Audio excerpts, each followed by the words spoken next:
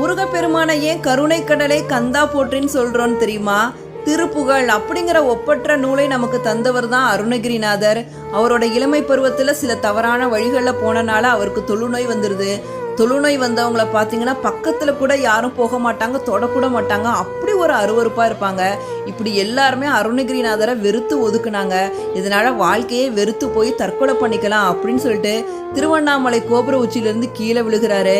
அப்போ அருணகிரிநாதரை முருகப்பெருமான் தன்னோட இரு கைகளால் தாங்கி காப்பாத்துறாரு. தொழுநோய் வந்தவங்கள தொடக்கூட மாட்டாங்க. ஆனால் முருகப்பெருமான் தன்னோட இரு கைகளால் தாங்கி அருணகிரிநாதரை காப்பாத்தினாரு.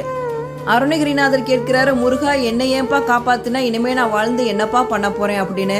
அதுக்கு முருகப்பெருமான், இனிமே தான் உங்களுக்கு வேலையே இருக்கு, என்னை பத்தி பாடுற வேலை இனிமே உங்களுக்கு தரப்போறேன் அப்படின்னு சொல்லிட்டு முத்தை தரு பத்தி திருநகை அப்படிங்கிற திருப்புகழ் அங்க பிறக்குது.